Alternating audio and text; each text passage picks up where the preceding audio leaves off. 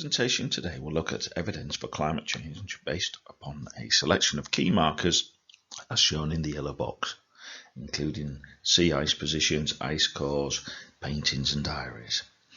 We'll be thinking about how useful and reliable each piece of evidence is in trying to help us piece together how the global climate used to be in the past and how we think it might change in the future. The examiners regularly ask about this, so it's well worth knowing. While watching this, it is worth planning ahead to help with reducing the pressures of future exam revision. One important technique to use is to create your own revision cards. You can either make these by creating your own by buying actual cards, or simply split up a piece of paper into boxes and then cut them out. You could even use your mobile phone and create them there if you prefer. Whichever method you decide, just remember to make use of these regularly when revising to help you recall key details. This lesson today is looking all about evidence and whether it can be trusted or not. There has been lots of debate over climate change and whether it's actually real or not, so it's very important we get what this word means. Reliable evidence is trusted, objective data based upon scientific research. This means that any findings will have been studied, hence objective, by leading scientists using computer analysis to try and establish exactly what's happening now and what the climate used to be like in the past. Today, we take recording the temperature for granted, but this has not always been the case. Daniel Fahrenheit invented the first thermometer in 1724 using expanding or contracting mercury to measure temperature change. In the UK, we've had reliable weather records since 1910. We therefore have a very good idea about recent climate change based on objective scientific data over the last 100 years. However, before the First World War, we have very limited, accurate historical data regarding climate change for the whole world. Pause the show now and make notes on your revision card on how reliable using thermometers is to record climate change. Today, modern global climate change analysis is very high-tech and advanced. We now use a whole range of data from land and sea, as well as numerous satellites, to accurately investigate global conditions of the atmosphere. This provides meteorologists with lots of data for them to use and help produce detailed analysis of any changes in the atmosphere. Today, global temperature analysis is very reliable. However, our computer models are constantly changing, so we are finding predictions changing. Also, because it is a modern method, we have very limited historical data to use when predicting change. Pause the lesson, just note down the key elements on your revision card before moving on.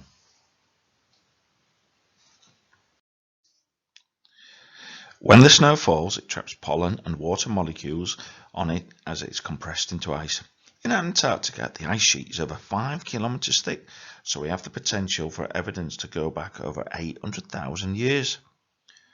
Scientists, though, drill deep into the ice and bring out an ice core. They're able to slice through the ice and examine its contents under a microscope to determine previous atmospheric conditions when the ice was originally formed by examining the oxygen isotopes under a microscope. Ice cores have proved to be an excellent, reliable evidence for looking at past climatic changes around the polar regions, but places like the UK, such as Scafell Pike, do not have year-round ice, which makes this type of data tricky to gather anywhere else in the world apart from polar regions or high-altitude places with year-round ice. Pause the show now and make sure you understand how ice cores provide reliable evidence for climate change.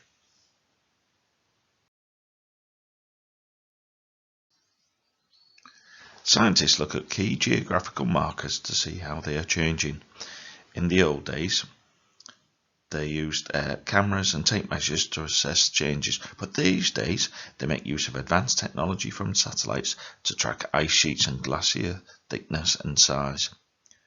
There's plenty of evidence that ice sheets and glaciers are shrinking today, with Arctic sea ice declining by over 10% in volume in the last 30 years. This rate is speeding up as polar regions become warmer and will lead to greater loss. The screen shows clearly the change in Arctic sea ice change between 1984 and 2012. The other image below shows the same Himalayan glacier over time and how it's retreating and getting much smaller there. Most scientists agreed to these changes with the reliable data. However, the economic advantages of clearer shipping channels or access to previously inaccessible buried fossil fuels means people blame this change on perhaps other things and are reluctant to act upon the changes. Pause the lesson and make some notes on the use of sea ice positioning as reliable evidence for climate change. Scientists today have made use of historical diaries and journals to help piece together what the climate used to be like. Journals are books full of recordings and observations made at the time. Two famous and trusted pieces of work are by Charles Darwin and Samuel Pepys that have been used. However, even their work was mainly subjective because they had at best very basic instruments to study the climate. Generally, therefore, historical diaries are seen as unreliable data based on personal observations, likes and dislikes, rather than accurate scientific studies. Pause the show and make notes on the value of diaries for studying past climate change. Paintings have been used as evidence for climate change. Some cave paintings in France and Spain are over 40,000 years old. They show animals and the environment of that time when they were drawn. We use these paintings to help make judgment on what the climate was like at the time when they had been created. These paintings, however, are not really accurate or reliable to use in helping us understand past climate change. They may even be imaginary paintings, so they could not really be trusted at all. Pause the lesson now and make some notes on your revision card about the unreliability of paintings. Tree rings can be used to help look back at past climate change. During warmer years, with longer growing seasons, the width of the tree ring is much thicker as it soaks up greater CO2, which it then uses to help it grow and convert back to oxygen for us as part of photosynthesis. Scientists are able to look back and link tree ring widths with climate change. If you look at the picture on the screen, you can see that they've got different widths. Fossils also help us to piece together past climates as they provide us with evidence of what was eaten and therefore growing at the time of the creature's death in that environment. We can make assumptions about past climates, so for instance finding the woolly mammoth bones in Florida would lead us to assume that there used to be a much colder climate there in the past. Although these are good indicators of climate change, they're not as reliable or accurate as some of the other indicators we could use.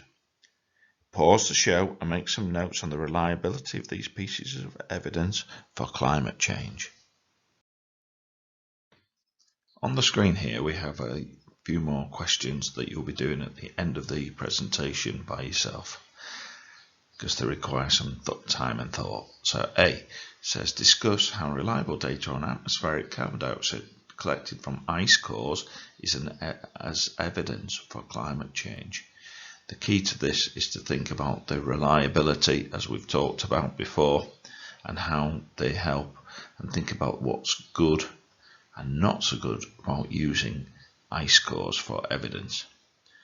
Question B says, suggest advantages and disadvantages of historical records in providing reliable evidence for climate change. Please note, once again, we're asking all about the reliability of the evidence.